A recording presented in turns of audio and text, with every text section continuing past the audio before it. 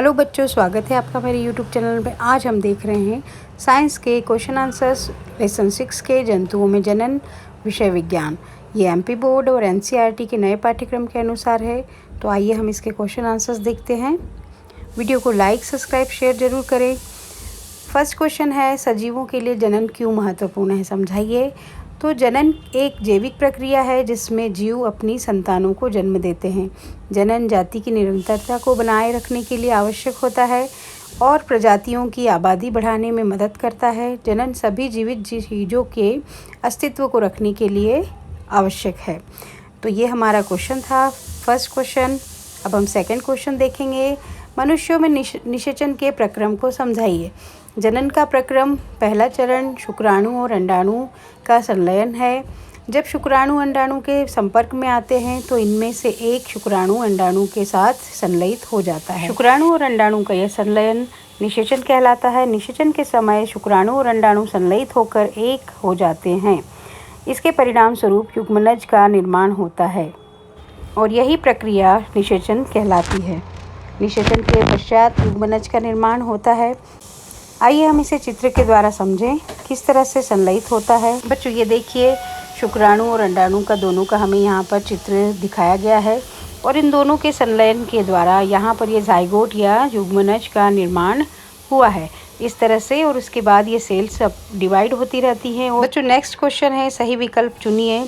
आंतरिक निषेचन होता है मादा के शरीर में। एक टेडपोल जिस प्रक्रम द्वारा वयस्क में विकसित होता है वह कायांतरण कहलाता है। एक युग्मनज में पाए जाने वाले सेल की संख्या 2 होती है। प्रश्न नंबर 4 देखिए, सत्य असत्य पे निशान लगाइए या लिखिए। तो अंडप्रजक जंतु विकसित शिशु को जन्म देते हैं, असत्य। प्रत्येक शुक्राणु एकल कोशिका है, सत्य। मेंढक में बाह्य निषेचन होता है, यह भी सत्य है। वह कोशिका जो मनुष्य में नए जीवन का प्रारंभ करती है युग्मनक कहलाती है, सत्य। निषेचन के पश्चात दिया गया अंडा एकल कोशिका है, सत्य। अमीबा मुकुलन द्वारा जनन करता है, असत्य। अलैंगिक जनन में भी निषेचन आवश्यक है, असत्य। द्विखंडन लैंगिक जनन की एक विधि है, सत्य। निषेचन के परिणाम स्वरूप युग्मनज का निर्माण होता है या बनता है, तो यह भी सत्य है। भ्रूण एकल कोशिका का बना होता है, तो असत्य है ये। बढ़ते हैं नेक्स्ट क्वेश्चन की ओर। युग्मनज और गर्भ में 2 विभिन्नताएं बताइए। तो युग्मनज यह विकास का प्रारंभिक चरण है। इसका निर्माण नर और मादा युग्मक के संलयन से होता है। यह एकल कोशिका है। भ्रूण बढ़ने के लिए युग्मनज कई बार विभाजित होता है। और गर्भ भ्रूण की वह अवस्था है जिसमें सभी शारीरिक अंगों की पहचान हो जाती है। यह बहुकोशिका है। यह किसी जीव का अंतिम विकासात्मक चरण है। तो बच्चों ये था इन दोनों में अंतर। और हम इसे एक और तरीके से भी लिख सकते हैं, तो इसे हम आगे देख रहे हैं। इस तरह से देखिए, युग्मनज का निर्माण निषेचन प्रक्रिया के बाद होता है। अंग इसमें ठीक तरह से विकसित नहीं होते। भ्रूण वह चरण है जिसमें शरीर के अंगों की पहचान हो सकती है। कई अंग सुविकसित हो जाते हैं। तो बच्चों आप ये दोनों में से किसी भी तरह से आप लर्न कर सकते हैं। जो आपको अच्छा लगता है आप उसे लर्न कीजिए और अपनी कॉपी में राइट डाउन ज़रूर कीजिए। साथ ही वीडियो को लाइक, सब्सक्राइब, शेयर ज़रूर करें। बढ़ते हैं नेक्स्ट क्वेश्चन की ओर। हमारा अगला क्वेश्चन है, अलैंगिक जनन को परिभाषित कीजिए। पशुओं में अलैंगिक जनन की 2 विधियां बताइए। अब प्रजनन की अलैंगिक विधि में संतानों के प्रजनन में केवल एक ही माता पिता शामिल होते हैं। प्रजनन की इस विधि में संतान अपने माता पिता की हूबहू प्रकृति होते हैं। अलैंगिक प्रजनन में होने वाली विभिन्न विधियां जैसे बाइनरी विखंडन, बडिंग आदि हैं। आइए हम इसको विस्तार पूर्वक समझें। तो द्विखंडन क्या है? इस विधि में एक कोशिका 2 संतति कोशिकाओं में विभाजित हो जाती है, उदाहरण के लिए अमीबा। बडिंग इस विधि में मूल शरीर पर छोटी वृद्धि विकसित होती है जिसे बड कहा जाता है और यह बड बड़ा हो जाता है और फिर दूसरे मूल शरीर में से अलग हो जाता है और एक नई कोशिका या व्यक्ति के रूप में विकसित होता है, उदाहरण के लिए हाइड्रा, बैक्टीरिया आदि। आइए बच्चों इन दोनों विधियों को हम चित्र के द्वारा समझें। बच्चों इसमें अमीबा के द्विखंडन की विधि पूरी बताई हुई है। Binary fusion in amoeba. देखिए यहाँ पर एक आपको सिंगल सेल दिखाई दे रही है और उसके बाद हमने देखा कि इसके केंद्रक और वो दोनों एक अपनी ओर दोनों छोर की ओर खींच रहे हैं उसके बाद ये 2 सेल में चेंज हो गया। उसके बाद हमें डॉटर सेल मिलती हैं, डॉटर अमीबा मिलता है और अगेन ये फिर कैसे हो जाता है, मदर अमीबा में चेंज हो जाता है। यही देखिए मुकुल या बडिंग में देखिए आपको ये हाइड्रा में दिख रहा है।